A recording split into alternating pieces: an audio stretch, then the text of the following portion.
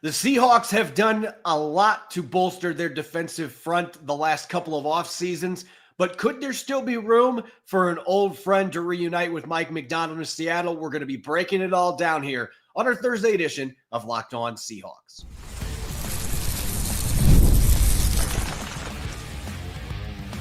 You are Locked On Seahawks, your daily Seattle Seahawks podcast, part of the Locked On Podcast Network, your team every day. Greetings, 12. This is Corbin Smith, host of the Locked On Seahawks podcast, your daily Seahawks podcast, part of the Locked On Podcast Network, your team every day. Glad to be joined as always. He's back and in the flesh, my co-host in crime, Rob Rang. And a special thanks to each and every one of the 12s who are listening in, whether you're tuning in from nearby Wenatchee, Washington, or down in Surprise, Arizona. We appreciate each and every one of you for making Locked On Seahawks your first listen 5 days a week. We're going to be taking a close look at the possibility of a reunion between Mike Macdonald and a familiar face that previously played for the Seattle Seahawks. Is a reunion on tap? Plus, we're going to be examining the state of the quarterback room, pre-off season versus post-draft, and what new quarterback coach Andrew Janocko may be able to provide for that new look group. All this brought your way courtesy of our friends over at Game Time. Download the Game Time app, create an account, and use the code LOCKEDONNFL for $20 off your first purchase. Now for your lead story here on our Thursday edition of Locked On Seahawks. It may seem like it was quite some time ago, but Jadeveon Clowney did play for the Seattle Seahawks back in 2019. More recently, he played for current Seahawks coach Mike Macdonald as the defensive coordinator for the Ravens just 2 seasons ago, and arguably had the best season of his career. Why am I bringing up both these factoids? Well, Jadeveon Clowney released today by the Carolina Panthers in a cost-saving move. You're going to start seeing some of these moves from teams now that the draft has happened and they have been able to go out and add young players. You're going to start seeing some quality veterans that hit the market for this last stage of free agency. And Clowney, unfortunately for him, with a big payday set for 2025, the Panthers decided they didn't want to pay that price, so they are moving on with a post-June 1st designation. Clowney has a chance now to sign with whoever he wants to sign with. And Rob, I find this to be an interesting scenario here because we talked about this some last year because Clowney was a free agent before signing with the Panthers. We talked about the possibility of Mike Macdonald bringing him to Seattle, and I thought there was a good chance it was going to happen last year. It ultimately did not. And some people are going to feel differently on this, but I think it's a no-brainer to go out and try to sign Jadeveon Clowney right now. You've got more than $30 million in cap space. And even though he wasn't quite as good last year, he still had 5.5 sacks. He had 9 tackles for loss. He was effective generating pressure for the Panthers. And he had his best season playing for Mike Macdonald 2 years ago. You add in the fact we don't know if Uchenna Nwosu is going to be ready for the start of the season after knee surgery. DeMarcus Lawrence is coming off of a foot fracture. I feel like adding another body would make a lot of sense, especially one who has thrived in Mike Macdonald's defense before. Yeah, you make an excellent point. And I just want to make sure that, can you hear me now? I mean, because that is I can't hear you. In yesterday's show. And I just want to thank you, Corbin. I want to certainly thank our listeners because if you were listening in early on in yesterday's show, when we were there, we were graced with the presence of, the South Carolina defensive coordinator, the coach, Torian Gray. I just feel terrible because audio issues, internet issues, wasn't able to join for the full segment. And so, again, apologies to everybody. So I have, the joking aside. Look, I do think that you make an excellent point when it comes down to the reunification of Jadeveon Clowney with the Seahawks, with Mike Macdonald as well. I think that makes all the sense in the world. And again, speaking of making all the sense in the world, the Seahawks do have an awful lot of sense here to apply. And that to me is one of the beautiful things about the fact that you got a little bit younger, a little bit cheaper at the quarterback position as well as arguably the wide receiver position. And it allows you that much more flexibility to kind of take advantage of the fact that there are going to be a number of players, Jadeveon Clowney and others, who are going to be available for those June 1st cuts.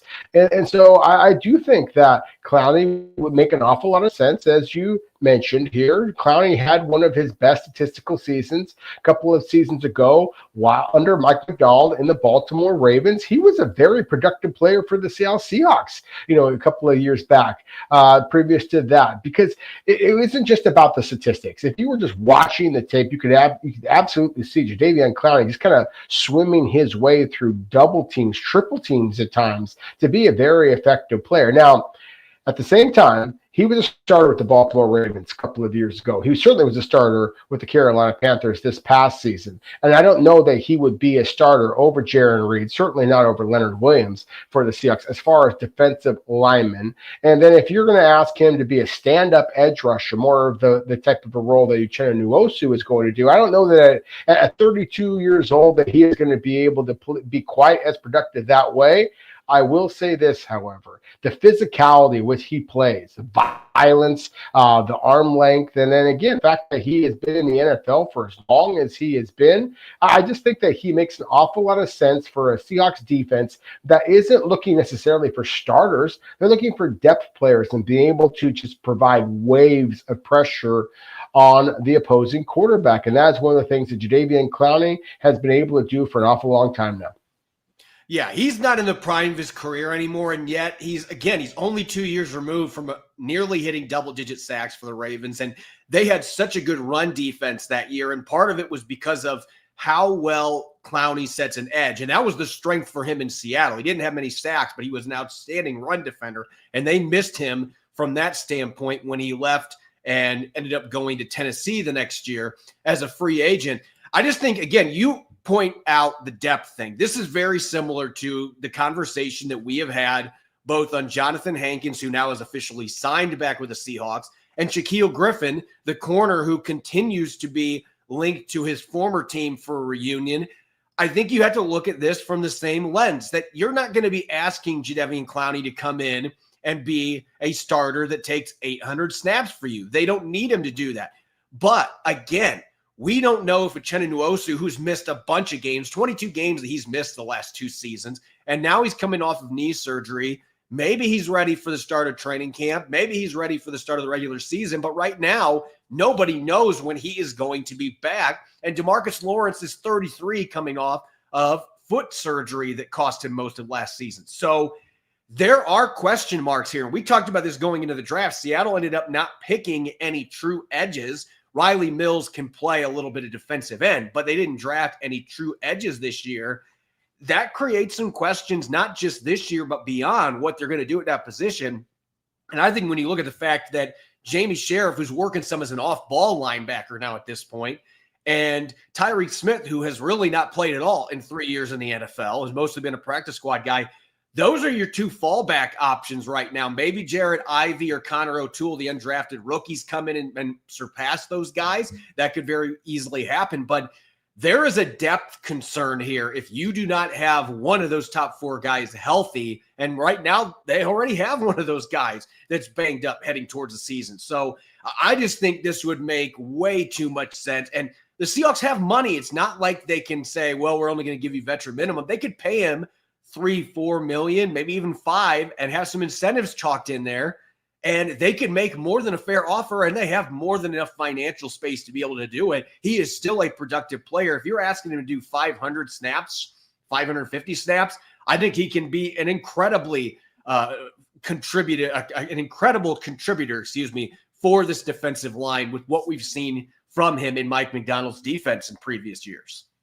I 100% agree with you. And again, I think that is the financial flexibility the Seahawks have allowed themselves here. I think that when you look at the rest of the teams that have some similar salary cap space, then they are in not necessarily as in good of positions on the offensive side of the ball as the Seahawks might be, or at least not in position to really splash with a guy like a Jadeveon Clowney. They might be needing help at the quarterback position or a wide receiver, positions where I think that Seattle feels pretty darn confident at this point. And so those other teams might be looking to save their dollars for other positions of concern. Jadeveon Clowney at this point in his career, Corbin, I think that he is kind of like, just to kind of borrow an analogy from Major League Baseball, I mean, he is the veteran in the clubhouse, so to speak, that you might be able to bring in and just help a good pass rush become a great pass rush. And again, it's not just about the pass rush, as you pointed out with the Seahawks previously and throughout much of his career. He was never a terrific pass rusher at South Carolina when he went number 1 overall to the Houston Texans all those years ago. His strength is literally his strength and his ability to hold up at the point of attack and be able to extend the running plays to the outside. That is something that the Seahawks have traditionally struggled against.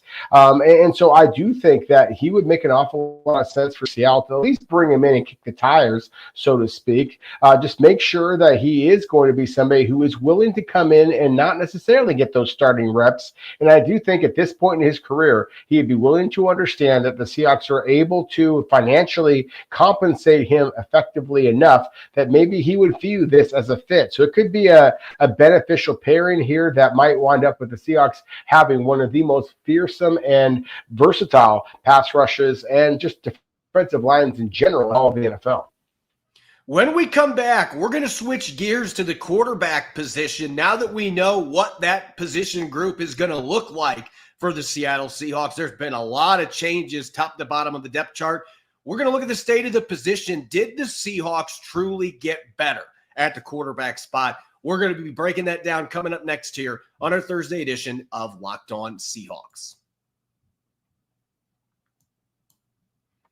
There's nothing like the atmosphere of an NHL playoff game. Every slap shot, every defensive stop, every moment feels huge. It's electric in the arena, and with Game Time, you can be part of it without the stress of last-minute ticket hunting. Game Time makes it fast and easy to get NHL playoff tickets, even when demand is sky high. Prices on the app actually go down as tip-off gets closer, and take my word for it here, those last-minute deals can save you up to 60% off buying on the day before attending sports, concerts, comedy, and theater events. The all-in pricing means no surprise fees at the checkout. What you see is what you pay for, and you get to see the view from your seat before you enter in your payment information. Take the guesswork out of buying tickets with Game Time by downloading the Game Time app, creating an account, and using the code LOCKEDONNFL for $20 off your first purchase. Terms apply. Again, create an account and redeem the code LOCKEDON NFL for $20 off. Download Game Time today. Last minute tickets, lowest price, guaranteed. Welcome back to the Thursday edition of Locked On Seahawks. This is your host, Corbin Smith. He's Rob Rang. A special thanks to each and every one of the 12s who are tuning in. And thank you, as always, for making Locked On Seahawks your first listen 5 days a week. We greatly appreciate it. It's time to transition back to the quarterback spot. And this has been a position that we have covered a lot the last 3 months because, well, quite frankly, there have been a ton of changes, a brand new looking quarterback room. And the discussions at the beginning of the offseason were much different than they were as we started to get into free agency and then the draft. Geno Smith, is he going to get an extension? Well, ultimately, it didn't happen. The Seahawks tried to make it work out, and the two sides just weren't negotiating, so they traded him to Las Vegas. You signed Sam Darnold. And then Sam Howell gets traded during the draft to the Minnesota Vikings. They let go of Jaron Hall. Rob, the big question here that has to be answered if you are from the outside of the organization and within the organization here, did the Seahawks get better at the quarterback position? I'm curious on your thoughts here, looking at it from both the starter and depth perspective as we get ready for the start of OTAs in a few weeks.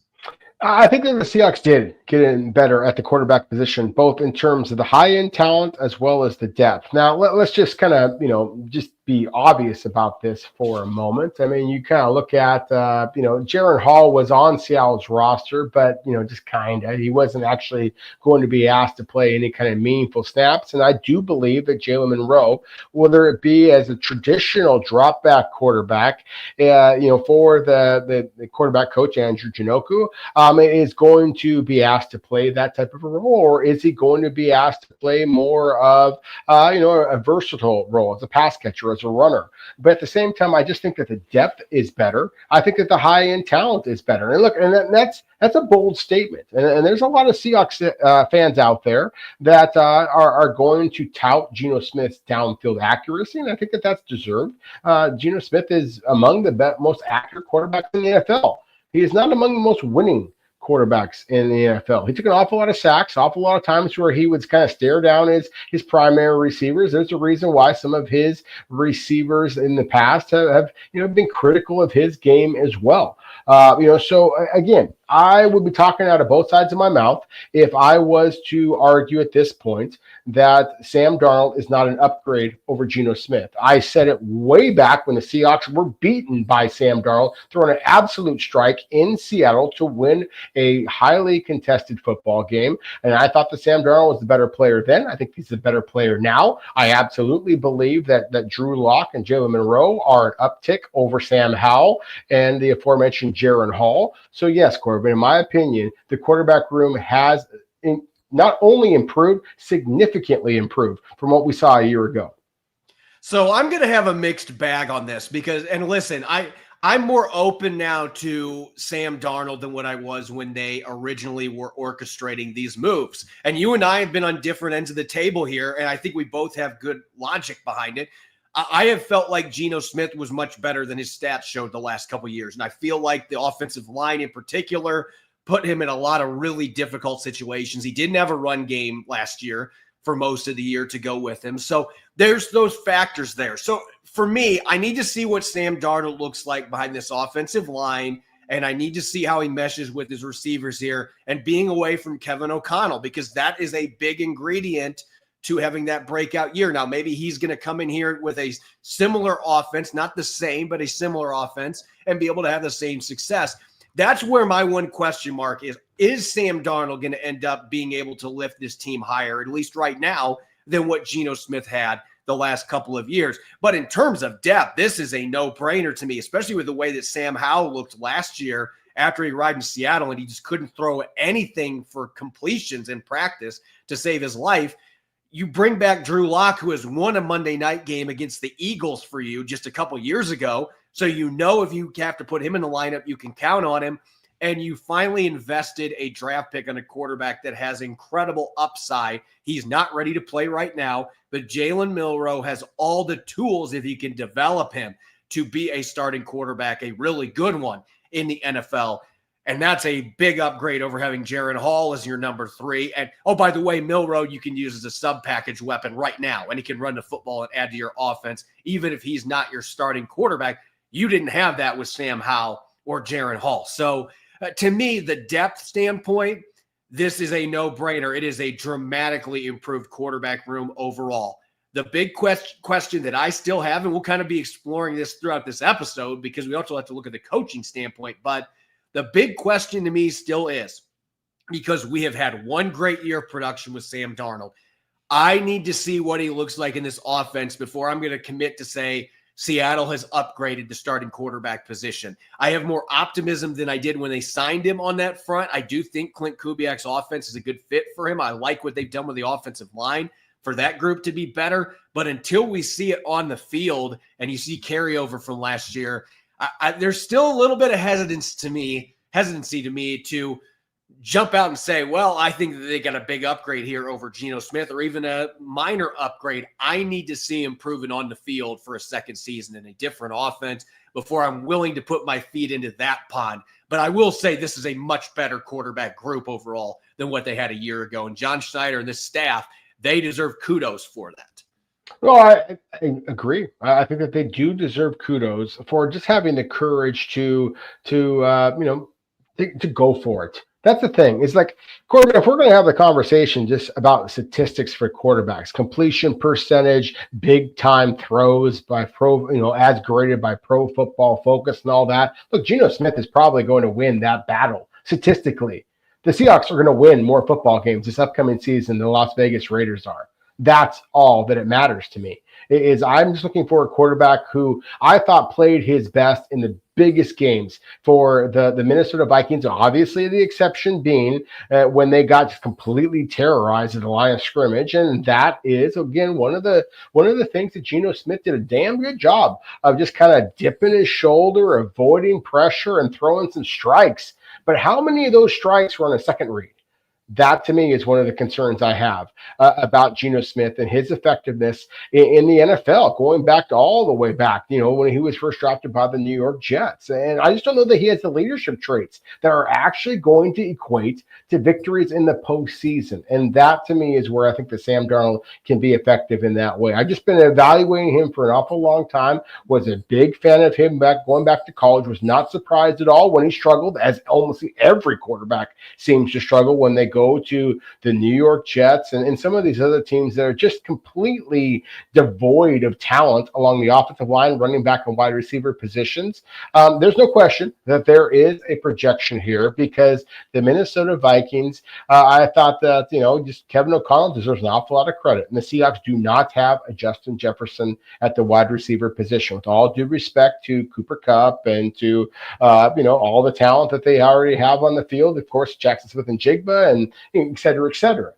I also would argue that in terms of pure accuracy, in terms of the anticipation and the short, intermediate, and deep throws, that Sam Darnold is, in my opinion, every bit as athletic as Geno Smith and more willing to use that athleticism consistently than Geno Smith was. And then, as you said, with just the depth of the quarterback room, I do think that this is a quarterback group that for the Seahawks that just has so much more potential, and it has me excited about what could be for the Seahawks. Geno Smith's a good player. I think that Sam Darnold could be a great player, and that's why I'm excited about the transition the Seahawks have made at that position. One of the key ingredients to this group as a whole reaching its potential, whether it's Sam Darnold, Drew Lock, or Jalen Milroe, it's going to boil down to the coaching. And it isn't just Clint Kubiak. It's also the quarterback coach, Andrew Janocko. When we come back, we're going to be taking a little bit deeper look here at how the new quarterback coach can have an influence on all three of these quarterbacks, specifically the newcomer coming from Alabama, where he can make an impact in Jalen Milroe's development. We'll get to that coming up next year on our Thursday edition of Locked On Seahawks. Scaling your business requires the right expertise at the right time. With Upwork, you can find specialized freelancers in marketing, development, design, and much more. Experts ready to help you take your business to the next level. Upwork gives businesses flexibility by connecting them with top freelance talent across multiple industries, including IT, AI, web development, and marketing. Whether you need extra hands for a project or a long-term partner, Upwork makes hiring simple and affordable. If you need help with a marketing campaign, Upwork can connect you with a freelance expert who delivers incredible results. Posting a job is free and simple, and within a day, you'll have multiple qualified candidates to choose from. Instead of hiring full-time, Upwork finds affordable help, top-tier freelancers that can scale your business effectively. Visit Upwork.com right now and post your job for free. That's UPWORK.com, Upwork.com to connect with top talent and grow your business today. Welcome back to the Thursday edition of Locked On Seahawks. I'm your host, Corbin Smith. Glad to be joined, as always, by my co-host in crime, Rob Rang. And a special thanks to each and every one of the 12s who are tuning in. Thank you, as always, for making Locked On Seahawks your first listen 5 days a week. We greatly appreciate it. Continuing to take a deep dive into Seattle's quarterback room post-draft, you have three brand new players. I guess brand new maybe is a little bit inaccurate because Drew Lock has played in Seattle in the last couple of years, but he's still going to be learning a new offense. So to that perspective, all three of these players were on different teams last year, one of them being the college ranks, Jalen Milroe. So as we just talked about, you and I, we are in agreement this is a much better quarterback room than what the Seahawks had last year. We'll see if Sam Darnold ends up being the upgrade that a lot of people are hoping he's going to be over Geno Smith. That's going to have to play out in the field. But a big piece of that puzzle is going to be Clint Kubiak and the new quarterback coach, Andrew Janocko, who was with Kubiak last year in New Orleans. And when you look at the resume for Andrew Janocko, he came up with Minnesota in the NFL. And guess who else was on that staff? Clint Kubiak. And guess who else was on that staff? Kennedy Palomalu. And guess who else was on that staff? Rick Dennison. I can keep going. It feels like so many of these coaches have been together for a number of years, and that continuity is a big deal. But Janocko is still a pretty darn young coach, and yet he has coached a number of different quarterbacks. He worked with Kirk Cousins in Minnesota when Kubiak was the offensive coordinator for a year. He got to work with Justin Fields amid really bad circumstances in Chicago, and yet there were some reasons to think that there was improvement in that second year he got to work with him. And I thought the work he did with Spencer Rattler last year, again, really bad circumstances, but by the end of the year, Rattler was almost knocking Tampa Bay out of the playoffs and played at a higher level those last few games. To me, Andrew Janocko might be the coaching staff X factor. We've talked so much about Kubiak and a lot of these other additions, John Benton, and rightfully so. But all three of these quarterbacks being new to this system, Andrew Janocko is going to be a key piece of that puzzle and make sure these guys play to what they're capable of and reach their potential. Yeah, I think that's very well said. You look back at Andrew Janocko's career. I mean, he came into the NFL. He had, at the college level, been a quarterback coach, but when he jumped into the NFL, he was an offensive line coach for a couple of years in the Minnesota Vikings, then switched over to a wide receiver coach before he became a quarterback coach. And the success that he's had with a variety of different styles of quarterback, to me, is one of the most intriguing factors here. As you mentioned, Kirk Cousins, of course, the Minnesota Vikings, switches over to a couple of years with Justin Fields, who is never going to be mistaken for Kirk Cousins, then goes to the New Orleans Saints this past season, had success with Derek Carr right out of the gate. The New Orleans Saints offense was explosive, and then they had a myriad of injuries. They had to wind up switching to Jake Haener and then to Spencer Rattler. And, when you're talking about that transition between kind of the classic pocket style quarterbacks who are all about accuracy and anticipation, and then you are going to also have success with a quarterback like a Justin Fields, who is, very much a dynamic runner, more like a Jalen Milroe, for example. That to me is one of the most encouraging aspects about Andrew Janocko, is just the fact that he does have so much experience coaching different styles of quarterback, despite the fact that he hasn't been in the NFL as a quarterback coach for very long. And as you mentioned, he also has the experience in coaching with Clint Kubiak all of these years. So again, to me, that's one of the exciting elements about it. But I do think it's a bit of a wild card because, with all due respect to Kirk Cousins, who went to the Pro Bowl the year that Janocko was his quarterback coach, and at least the first season in which that Janocko was working with Justin Fields, I mean, he was getting MVP votes. I mean, Justin Fields was that dynamic as not only a passer, but again, as a runner early in his career. And then one of the things that I was fortunate enough to see in person going to the New Orleans Saints training camp a year ago, Corbin, was just the fact that under Janocko, that the Saints were rotating their quarterbacks enough. So this is a quarterback coach who absolutely believes in rotating the players. Derek Carr was clearly the starter at that point, but still they were grooming their young quarterbacks to be able to as someday be able to potentially compete for starting moments. That's what a guy like Jalen Milroe needs. And so I'm excited about that aspect of this factor for the Seahawks, is that Jalen Milroe, I think in previous coaching staffs, that maybe he would be drafted and then basically languish on the sideline and never actually get an opportunity. I don't care about. I'm excited about the opportunities that he might get as a runner, maybe even as a pass catcher. I am most excited about the fact that Mike Macdonald was very emphatic when the Seahawks made the selection of Jalen Milroe. He's going to be a quarterback. And I think that they have the quarterback coach in Andrew Janocko, who's going to be able to harness the talent that Jalen Milroe possesses. And look, you can say what you want about how Justin Fields' development is gone. The Chicago Bears had arguably a worse offensive line than what the Seahawks have had during his time there. They didn't have weapons for him to throw to. They invested in a bunch of receivers after they got Caleb Williams. Most of those guys were not in Chicago when Justin Fields was there. The ingredients were not in place for him to have a lot of success.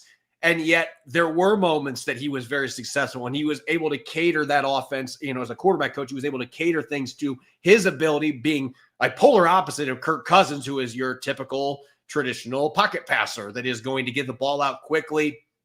We'll go through multiple reads.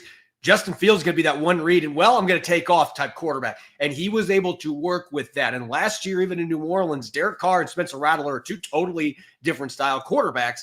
And so he was able to work with that. So there's reason to believe that he can have success with all of the quarterbacks Seattle has in the roster. And look, none of the QBs Seattle has are going to be considered slouches as athletes. Sam Darnold showed in that game against the Seahawks last year that when he needs to, that he can be mobile, he can move around, he can pick up some yards with his legs, he can be tough throwing the ball on the run.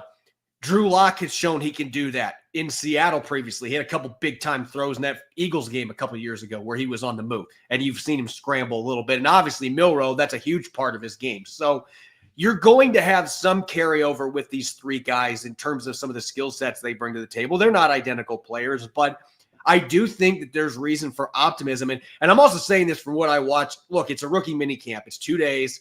It's not like you're going to be able to dictate or figure out which coach is really getting the job done. But I was impressed with, you could see in the field how closely Andrew Janocko was looking at Jalen Milroe's footwork, every single drop back that he had. And he was most specifically working with him on the under center stuff because he's done it in the past, but he didn't do it last year. And you could see that he was really paying attention to the fine details. And from Friday to Saturday, it was a stark difference with Jalen Milroe, even in just looking at the passing drills where there's no defense.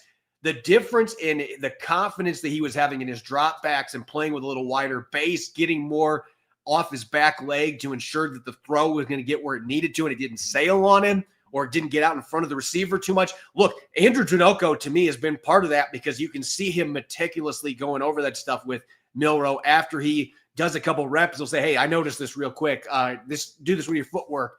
And you could see on Saturday, and Milroe's a quick learner. You could see on Saturday that you were already seeing improvements on that front. So it's very early. We'll see what Janocko does with the rest of this group. But I'm excited based on what I've seen on his track record working with a variety of different kinds of quarterbacks and in some really difficult circumstances with a number of those years on teams that just didn't have very much talent around the quarterback. And then what I got to see at the minicamp, I do think there's reason for optimism with this guy coaching Seattle's quarterback room.